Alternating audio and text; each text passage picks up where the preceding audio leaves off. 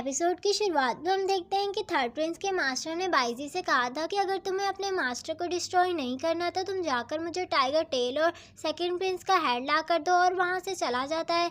अब हम देखते हैं कि प्रिंस बैठा हुआ था तो उसके पास मिस्टर वांग आता है और कहता है कि क्वीन वापस आ गई है। तो जैसे ही सेकंड प्रिंस बाइजी के करीब जाने लगता है तो बाइजी से रोक देती है और वहां से चली जाती है। अब हम देखते हैं सेकंड प्रिंस के पास मिस्टर वांग आता है और उसे कहता है कि जब से क्वीन वापस आई है ना तो वो बाहर निकली है और ना ही उन्होंने किसी से बात की है। तो प्रिंसेस से कहता है कि इसे अकेला छोड़ दो और मिस्टर वांग वहां से चला जाता है। अब हम बाइजी को देखते हैं जो कि कुछ सोचने के बाद सीधा प्रिंस के पास आती है और आकर उसके नेक पर अपनी स्वार्ड रख देती है और उसे मारने ही लगती है। तो उसे सारी बातें याद आती है और प्रिंस के साथ बिताए हुए सारे मोमेंट्स याद आते हैं। तो वो प्रिंस को मार नहीं पाती। प्रिंस कहता है कि तुम मुझे मारना चाहती हो तो मुझे मार दो, लेकिन बाइजी अपनी स्वार्ड वहीं पर छोड़कर वहां से भाग जाती है। तो प्रिंस कहता है कि ऐसे अपनी स्वार्ड नहीं चाहिए। वहां पर मिस्टर वांग आता है और उसे कहता है कि आपने 3 दिन से कुछ भी नहीं खाया, आप कुछ खा लें। तो वो नहीं खाता और उसे जाने को कहता है तो वो जाने लगता है। तो प्रिंस उसे रोकता है और कहता है कि मुझे आपको कुछ बताना है। अब हम बाइजी को देखते हैं जिसके पास मिस्टर वांग आता है और उसे कहता है कि प्रिंस ने अपनी जान को खतरे में डाल लिया और वो थर्ड प्रिंस के मैंशन में गए हैं टाइगर टेल लेकर, उनकी जान को खतरा है। तो वो कहती है कि ऐसा कैसे कर सकता है और कहती है कि तुमने मुझे पहले क्यों नहीं बताया। तो कहता है कि मुझे प्रिंस ने रोका था और उन्होंने कहा था कि जब मैं वापस आऊँगा तो आपकी सबसे कीमती चीज़ वापस लेकर आऊँगा। तो कहती है कि वो कब से गए।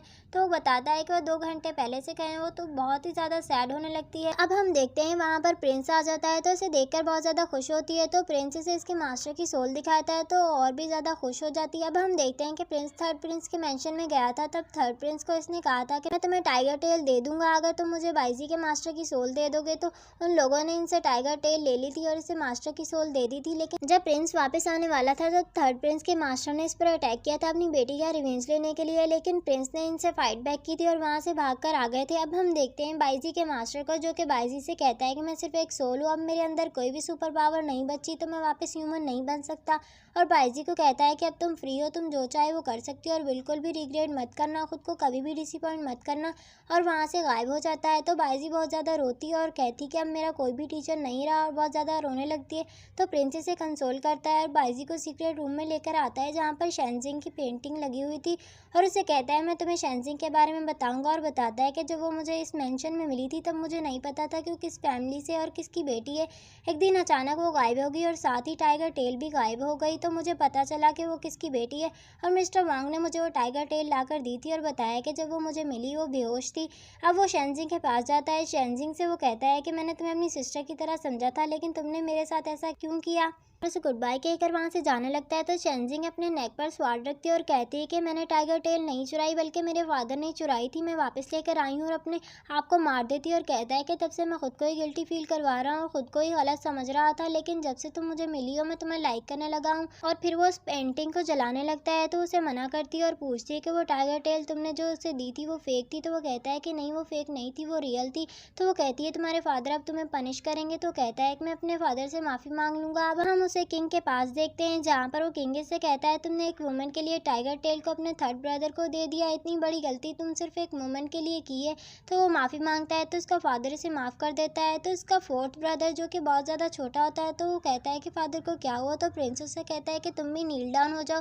तो वो भी नील डाउन हो जाता है। तो अपने बारे में बताता है कि मैंने अपने एल्डर ब्रदर को मारा था और थ्रोन को हासिल किया था, क्या तुम लोग भी एक दूसरे को मारकर ऐसा करना चाहते हो। तो फर्स्ट ब्रदर कहता है कि मैं ऐसा कुछ भी नहीं चाहता। तो वो कहता है ये इम्पॉसिबल है। और थर्ड ब्रदर को कहता है कि मैंने भी अपने थर्ड ब्रदर को मारा था, आज तक मैं गिल्ट में जी रहा हूँ, क्या तुम भी इस तरह से जीना चाहते हो। तो वो लोग कहते हैं कि नहीं। अब हम रात का सीन देखते हैं। ब्रदर अपने मास्टर को बता रहा होता है कि मेरे फादर ने भी अपने 6 ब्रदर्स को मारा था, मैं इनकी तरह नहीं बन सकता। और कहता है कि मैं इस टाइगर टेल को अपने पास नहीं रखूंगा और उसे वापस देने के लिए जाने लगता है। तो इसका मास्टर से कंट्रोल कर लेता है और कहता है कि मेरी डॉटर को इस ल्यू फैमिली ने मारा था, इस पूरी ल्यू फैमिली को पे करना पड़ेगा, मैं इन सब लोगों को मार डालूंगा। अब हम देखते हैं एम्परर जो कि ल्यूशा यानी कि सेकंड प्रिंस की मदर की हेयर पिन को देख रहा होता है और कहता है कि मैं तुम्हें नहीं बचा पाया और इसलिए मैं सॉरी फील करता हूँ। अब हम देखते हैं कि पूरे टाउन में ये बात फैली हुई थी कि सेकंड प्रिंस शादी करने वाला है, वो भी एक मॉन्स्टर से, तो वो सब कुछ बर्बाद कर देगा। अब हम देख रहे होते हैं कि फर्स्ट प्रिंस के पास वो डीमन हंटर अपने मास्टर को लेकर आता है और उसका मास्टर कहता है कि तुम्हारा ब्रदर एक डीमन से शादी करने वाला है, ये शादी पूरे अलायंस के लिए खतरा है। और फिर बताता है कि तुम्हारा जो प्रिंस है वो एक्स्ट्रा ऑर्डिनरी है, क्योंकि उसकी मदर जो थी वो एक डीमन थी और उसका फादर एक ह्यूमन था, इसलिए इसके पास बहुत ज़्यादा सुपर और डिवेलिक पावर्स है। तो वो लोग हैरान हो जाते हैं। अब वहाँ पर थर्ड प्रिंस को लेकर उसका मास्टर आता है और फर्स्ट प्रिंस को वो टाइगर टेल देता है, लेकिन थर्ड प्रिंस इसके कंट्रोल में होता है तो वो कुछ बोल नहीं पा रहा होता। तो इसका मास्टर बताता है कि मैं भी सेकंड प्रिंस को मारना चाहता था अपनी बेटी की रिवेंज के लिए, और कहता है कि मिस गॉन्गसुन इसमें हमारी हेल्प करेगी। तो फर्स्ट प्रिंस बताता है कि जो मिस गॉन्गसुन है वो मेरी कैद में है। अब वहाँ पर वो कहता है कि तुम्हारी जो वाइफ है वो सेकंड प्रिंस के साथ मिली हुई है। वहाँ पर वो भी इन लोगों की बातें सुन रही होती है। जैसे ही वहाँ से भागने लगती है तो थर्ड प्रिंस का मास्टर इस पर अटैक करता है। अब हम देखते हैं बहुत ज़्यादा जख्मी हालत में सेकंड प्रिंस के मैंशन में पहुँचती है, तो वहाँ पर इसे मिस्टर वॉन्ग मिलता है। तो मिस्टर वॉन्ग से कहती है मुझे सेकंड प्रिंस से मिलना है।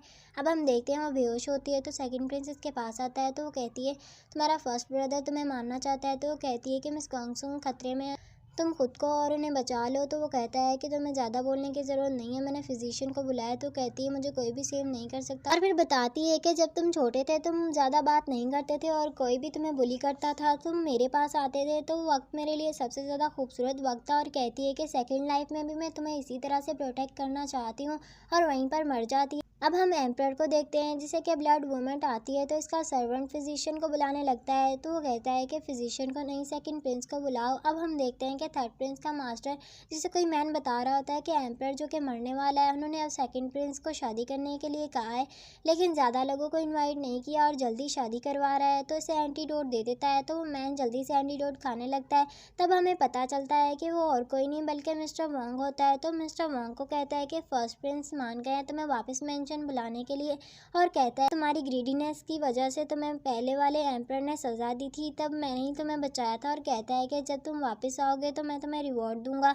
तो बहुत ज़्यादा खुश होता है। अब हम देखते हैं कि सेकंड प्रिंस की शादी हो रही होती है, वहाँ पर ब्राइड को बुलाया जाता है, लेकिन ब्राइड की जगह पर फर्स्ट प्रिंस अपनी सारे लोगों को लेकर वहाँ पहुँच जाता है और उससे कहता है कि तुम मरने वाले हो तो तुम्हें शादी की कोई ज़रूरत नहीं है, और उससे कहता है कि तुम गिव अप कर दो। तो प्रिंस सब गेस्ट को कहता है कि आप सब लोग यहाँ से चले जाएं। तो सब लोग वहाँ से चले जाते हैं। तो प्रिंस अपनी आर्मी को बुलाता है जो कि बहुत सारे लोग होते हैं। तो वो लोग देख कर डर जाते हैं और कहते हैं अगर तुमने हम पर अटैक किया तो तुम अपनी ब्राइड को खो दोगे। और वहाँ पर एक ब्राइड को लाया जाता है जो कि मिस्टर वांग लेकर आते हैं। वो लोग कहते हैं कि तुम्हारी वाइफ को मार देंगे। वो लड़की जाकर फर्स्ट प्रिंस की गर्दन पर तलवार रख देती है। और तो थर्ड प्रिंस का मास्टर मिस्टर वांग से कहता है तुमने मुझे धोखे दिया है। तो वो कहता है कि मैंने तुम्हें धोखा नहीं दिया, लेकिन मैं सेकंड प्रिंस को धोखा नहीं दे सकता, उन्होंने मुझे अपनी फैमिली की तरह समझाया। तो वो कहता है तुम्हें क्या लगता है तुम मुझे मार दोगे, हमारे पास टाइगर टेल है जो कि रियल गार्ड्स है, मैं तुम्हें नहीं छोड़ेंगे। लेकिन वो बाहर से जनरल गॉन्ग आते हैं, उसके साथ बाईजी भी आती है। तो वो कहता है कि तुम्हें क्या लगता है मैं सेकंड प्रिंस को धोखा दूंगा, जिस बाईजी ने मेरी सिस्टर को बचाया।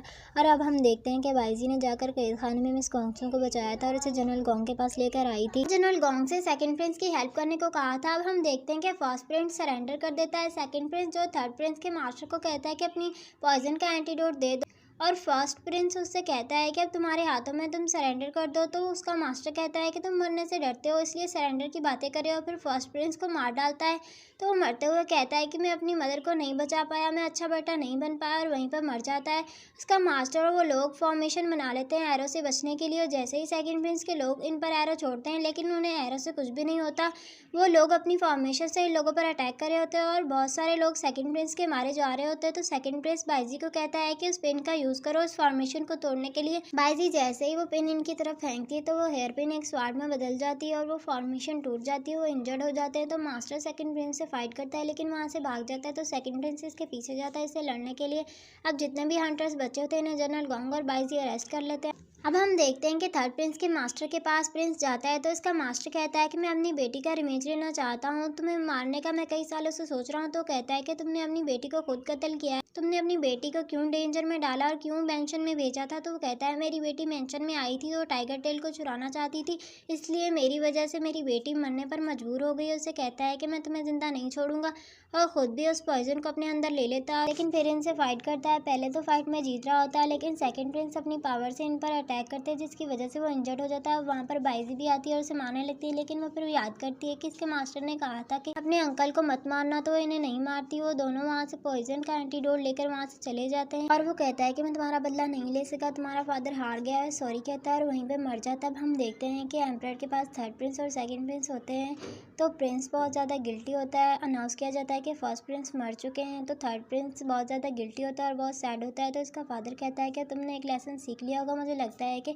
सेकंड प्रिंस एम्परर से कहता है कि मैंने वो एंटीडोट ले लिया है, इस पॉइजन का इंपीरियल हॉस्पिटल में जमा करवा दिया है। तो कहता है कि तुम बहुत ज़्यादा क्लीवर हो, इसकी बहुत ज़्यादा तारीफ़ करता है और कहता है कि तुमने सारे बुरे लोगों को अरेस्ट कर लिया है। तो वो कहता है कि ये मेरी वजह से नहीं हुआ, अगर आप बीमार होने की एक्टिंग ना करते, अभी भी हमारे सामने सच ना आता। तो वो कहता है कि सब कुछ तुम्हारी वजह से हुआ है, तुम्ही ने मुझे ये ट्रिक बताई थी। उसे कहता है कि तुम बहुत जल्दी एम्परर बनोगे। सेकंड प्रिंस उनसे 2 प्रॉमिस मांगता है, तो वो कहता है कि क्या? तो वो कहता है कि आप मिस्टर वोंग को दोबारा से मेंशन में बुला लें, इन्हें इनकी ग्रीडीनेस की वजह से सज़ा दी गई थी, लेकिन वो अब हमारे साथ बहुत ज़्यादा लॉयल हैं, तो इन्हें बुला लें। तो वो कहता है कि ठीक है। और सेकंड पूछता है, तो सेकंड कहता है कि मुझे बाइजी के साथ रहने दिया जाए, तो वो मान जाता है। हम देखते हैं कि सेकंड प्रिंस बाइजी के लिए कैरेट लेकर आता है और उससे कहता है कि जब मैं पैदा हुआ था मेरी ज़िंदगी में कोई भी खुशियाँ नहीं थी, लेकिन जब से मैं तुमसे मिला हूँ मेरी लाइफ चेंज हो गई है। और वो दोनों बहुत ज़्यादा साथ में खुश होते हैं। इसी के साथ हमारी इस ड्रामे का एंड होता है।